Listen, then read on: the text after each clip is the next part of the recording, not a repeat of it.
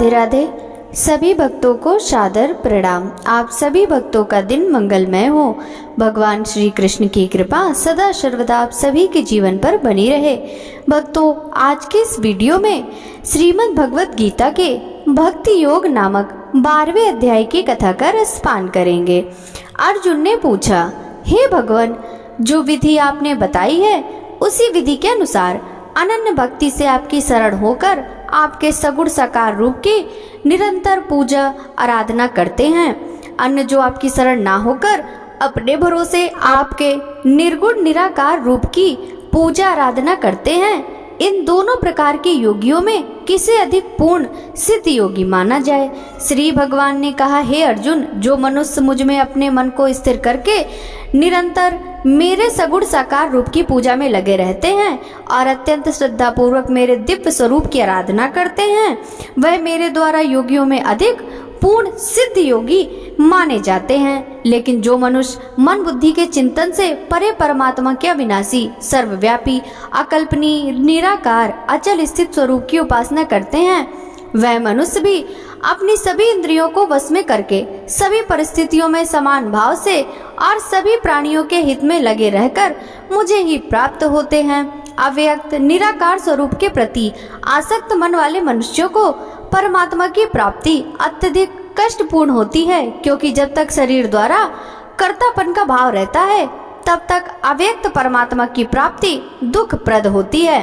परंतु हे अर्जुन, जो मनुष्य अपने सभी कर्मों को मुझ में अर्पित करके मेरी शरण होकर अनन्य भाव से भक्ति योग में स्थित होकर निरंतर मेरा चिंतन करते हुए मेरी आराधना करते हैं, मुझ में स्थिर मन वाले उस मनुष्य का मैं जन्म मृत्यु रूपी संसार सागर से अतिशीघ्र ही उद्धार करने वाला होता हूँ। हे अर्जुन, तू अपने मन को मुझ में ही स्थिर कर और मुझ में ही अपनी बुद्धि को लगा। इस प्रकार तू निश्चित रूप से मुझ में ही सदैव निवास करेगा, इसमें किसी प्रकार का संदेह नहीं। हे अर्जुन, यदि तू अपने मन को मुझ में स्थिर नहीं कर सकता है तो भक्ति योग के अभ्यास द्वारा मुझे प्राप्त करने की इच्छा उत्पन्न कर।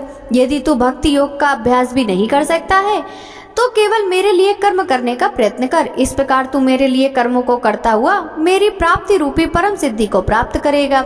यदि तू मेरे लिए कर्म भी नहीं कर सकता तो मुझ पर आश्रित होकर सभी कर्मों के फलों का त्याग करके समर्पण के साथ आत्म स्थित महापुरुष की शरण ग्रहण कर। उनकी प्रेरणा से कर्म स्वतः ही होने लगेगा। बिना समझे मन को स्थिर करने के अभ्यास से ज्ञान का अनुशीलन करना श्रेष्ठ है। ज्ञान से ध्यान श्रेष्ठ समझा जाता है और ध्यान से सभी कर्मों के फलों का त्याग श्रेष्ठ है, क्योंकि ऐसे त्याग से शीघ्र ही परम शांति की प्राप्ति होती है। जो मनुष्य किसी से द्वेष नहीं करता, सभी प्राणियों के प्रति मित्र भाव रखता है, सभी जीवों के प्रति दया भाव रखने वाला है, ममता से मुक्त, मिथ्या अहंकार से मुक्त, सुख और दुख को समान समझने वाला और सभी के अपराधों को क्षमा करने वाला है, जो मनुष्य निरंतर भक्ति भाव में स्थिर रहकर सदैव प्रसन्न रहता है, दृढ़ निश्चय के साथ मन सहित इंद्रियों को वश में किए रहता है और मन एवं बुद्धि को मुझ में अर्पित किए हुए रहता है, ऐसा भक्त मुझे प्रिय होता है।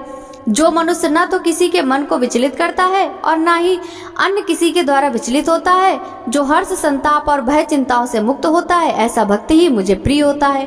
जो मनुष्य किसी भी प्रकार की इच्छा नहीं करता, जो शुद्ध मन से मेरी आराधना में स्थित है, जो सभी कष्टों के प्रति उदासीन रहता है और जो सभी कर्मों को मुझ में अर्पण करता है, ऐसा भक्त मुझे प्रिय होता है। जो मनुष्य ना तो कभी हर्षित होता है, ना ही कभी शोक करता है, ना ही कभी पछताता है और ना ही कामना करता है, जो शुभ और अशुभ सभी कर्म फलों को मुझ में अर्पित करता है, ऐसी भक्ति में स्थित भक्त मुझे प्रिय होता है। जो मनुष्य शत्रु और मित्र में, मान तथा अपमान में समान भाव में स्थित रहता है, जो सर्दी और गर्मी में, सुख तथा दुख आदि द्वंद्वों में भी समान भाव में स्थित रहता है और जो दूषित संगति से मुक्त रहता है, जो निंदा और स्तुति को समान समझता है, जिसकी मन सहित सभी इंद्रियां शांत है, जो हर प्रकार की परिस्थिति में सदैव संतुष्ट रहता है और जिसे अपने निवास स्थान में कोई आसक्ति नहीं होती, ऐसा स्थिर बुद्धि के साथ भक्ति में स्थित मनुष्य मुझे प्रिय होता है। परंतु जो मनुष्य इस धर्म रूपी अमृत का ठीक उसी प्रकार से पालन करते हैं जैसे मेरे द्वारा कहा गया है, जो पूर्ण श्रद्धा के साथ मेरी शरण ग्रहण किए रहते हैं, ऐसी भक्ति में स्थित भक्त मुझको अत्यधिक प्रिय होता है। इस प्रकार उपनिषद, ब्रह्म विद्या तथा योग शास्त्र रूप श्रीमद् भगवत गीता के श्री कृष्ण अर्जुन संवाद में भक्ति योग नाम का 12वां अध्याय संपूर्ण हुआ। भक्तों, अब सुनिए श्रीमद् भगवत गीता के भक्ति योग नामक 12वें अध्याय का महात्मा। श्री महादेव जी कहते हैं, पार्वती, दक्षिण दिशा में कोल्हापुर नाम का एक नगर है जो सब प्रकार के सुखों का आधार, सिद्ध महात्माओं का निवास स्थान तथा सिद्धि प्राप्ति का क्षेत्र है। वहाँ भगवती लक्ष्मी की प्रधान पीठ है। वह पौराणिक प्रसिद्ध तीर्थ, भोग और मोक्ष प्रदान करने वाला है। वहाँ करोड़ों तीर्थ और शिवलिंग है। रुद्र गया भी वहाँ है। वह विशाल नगर लोगों में बहुत विख्यात है। एक दिन कोई युवक पुरुष नगर में आया। वह कहीं का राजकुमार था। उसके शरीर का रंग गोरा, नेत्र सुंदर, कंधे मोटे, छाती चौड़ी तथा भुजाएं बड़ी बड़ी थी। नगर में प्रवेश करके सब और महलों की शोभा निहारता हुआ वह देवेश्वरी महालक्ष्मी के दर्शन करने की इच्छा से मणिकंठ तीर्थ में गया और वहां स्नान करके उसने पितरों का तर्पण किया। फिर महामाया लक्ष्मी जी को प्रणाम करके भक्ति पूर्वक स्तुति करना आरंभ किया। राजकुमार बोला, जिसके हृदय में असीम दया भरी हुई है, जो समस्त कामनाओं को पूर्ण करती है तथा अपने कटाक्ष मात्र से सारे जगत की रचना, पालन और संहार करती हैं, उस जगत की माता महालक्ष्मी की जय हो। जिस शक्ति के सहारे उसी के आदेश के अनुसार ब्रह्मा सृष्टि रचते हैं, भगवान विष्णु जगत का पालन करते हैं तथा भगवान शिव अखिल विश्व का संहार करते हैं, उस सृष्टि पालन और संहार की शक्ति से संपन्न भगवती का मैं भजन करता हूँ। योगी जन तुम्हारे चरण कमलों का चिंतन करते रहते हैं। तुम अपनी स्वाभाविक सत्ता से ही हमारे समस्त इंद्रिय विषयों को जानती हो।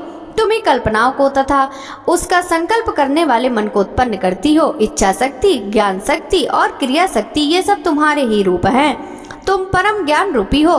तुम्हारा स्वरूप निष्काम, निर्मल, नित्य, निराकार, निरंजन, अनंत तथा निरामय है। तुम्हारी महिमा का वर्णन करने में कौन समर्थ हो सकता है, जो 60 चक्रों का भेदन करके अंतःकरण के 12 स्थानों में विहार करती है। अनाहत ध्वनि, बिंदु, नाद और कला, ये जिसके स्वरूप हैं, उस माता महालक्ष्मी को मैं प्रणाम करता हूँ। हे माता, तुम अपने मुख रूपी पूर्ण चंद्रमा से प्रकट होने वाली अमृत की वर्षा करती हो। तुम ही परा, पश्चंती, मध्यमा और वैखरी नामक वाणी हो। मैं तुम्हें नमस्कार करता हूँ। तुम जगत की रक्षा करने के लिए अनेक रूप धारण किया करती हो। तुम्हें ब्राह्मी, वैष्णवी तथा माहेश्वरी शक्ति हो। वराही, महालक्ष्मी, नरसिंही, कौमारी, चंडिका, जगत को पवित्र करने वाली लक्ष्मी, सावित्री, चंद्रकला तथा रोहिणी भी तुम ही हो। हे परमेश्वरी, तुम भक्तों का मनोरथ पूर्ण करने के लिए कल्पलता के समान हो। कृपा करके मुझ पर प्रसन्न हो। इस प्रकार स्तुति करने पर भगवती लक्ष्मी अपना साक्षात स्वरूप धारण करके बोली, राजकुमार, मैं तुमसे प्रसन्न हूँ। तुम कोई वरदान मांगो। राजपुत्र बोला, माँ, मेरे पिता राजा बृहद्रथ अश्वमेध नामक महान यज्ञ का अनुष्ठान कर रहे थे। वे दैव योग से रोगग्रस्त होकर स्वर्गवासी हो गए। इसी बीच में बंधे हुए मेरे यज्ञ संबंधी घोड़े को, जो समूची पृथ्वी की परिक्रमा करके लौटा था, किसी ने रात्रि में बंधन काटकर कहीं अन्यत्र पहुंचा दिया। उसकी खोज में मैंने कुछ लोगों को भेजा था, किंतु वे कहीं भी उसका पता न पाकर जब खाली हाथ लौट आए, तब मैं गुरु की आज्ञा लेकर तुम्हारी शरण में आया हूँ। हे देवी, यदि तुम मुझ पर प्रसन्न हो तो मेरे यज्ञ का घोड़ा मुझे मिल जाए, जिससे यज्ञ पूर्ण हो सके, तभी मैं अपने पिता का ऋण उतार सकूंगा। शरणागतों पर दया करने वाली जग जननी माता लक्ष्मी, जिससे यज्ञ पूर्ण हो सके। भगवती लक्ष्मी ने कहा, राजकुमार, मेरे मंदिर के दरवाजे पर एक ब्राह्मण रहते हैं, जो लोगों में सिद्ध समाधि के नाम से विख्यात हैं। वह मेरी आज्ञा से तुम्हारा सब काम पूरा कर देंगे। महालक्ष्मी के इस प्रकार कहने पर राजकुमार उस स्थान पर आया जहाँ सिद्ध समाधि रहते थे। उनके चरणों में प्रणाम करके राजकुमार चुपचाप हाथ जोड़कर खड़ा हो गया। तब ब्राह्मण ने कहा, तुम्हें माता जी ने यहाँ भेजा है। अच्छा, देखो, अब मैं तुम्हारा सारा अभिष्ट कार्य सिद्ध करता हूँ। इस प्रकार कहकर मंत्र द्वारा ब्राह्मण ने सब देवताओं को पुकारा। राजकुमार ने देखा, उस समय सब देवता हाथ जोड़े थर थर कांपते हुए वहां उपस्थित हो गए। तब उन श्रेष्ठ ब्राह्मण ने समस्त देवताओं से कहा, देवगढ़, इस राजकुमार का अश्व, जो यज्ञ के लिए निश्चित हो चुका था, रात में देवराज इंद्र ने चुराकर अन्यत्र पहुंचा दिया, उसे शीघ्र ले आओ। तब देवताओं ने ब्राह्मण के कहने से यज्ञ का घोड़ा लाकर दे दिया। इसके बाद उन्होंने उन्हें जाने की आज्ञा दी। देवताओं का आकर्षण देखकर तब खोए हुए अश्व को पाकर राजकुमार ने ब्राह्मण के चरणों में प्रणाम करके कहा, महर्षि, आपका यह सामर्थ्य आश्चर्यजनक है। आप ही ऐसा कार्य कर सकते हैं, दूसरा कोई नहीं। हे ब्राह्मण, मेरी प्रार्थना सुनिए। मेरे पिता राजा बृहद्रथ अश्वमेध यज्ञ का अनुष्ठान आरंभ करके दैव योग से मृत्यु को प्राप्त हो गए। अभी तक उनका शरीर तपाए हुए तेल में सुखाकर मैंने रख छोड़ा है। आप उन्हें पुनः जीवित कर दीजिए। ब्राह्मण ने मुस्कुराकर कहा, चलो, वहाँ यज्ञ मंडप में तुम्हारे पिता मौजूद है। तब सिद्ध समाधि ने राजकुमार के साथ वहां जाकर जल अभिमंत्रित किया और उसे 100 के मस्तक पर रखा। उसके रखते ही राजा सचेत होकर उठ बैठे।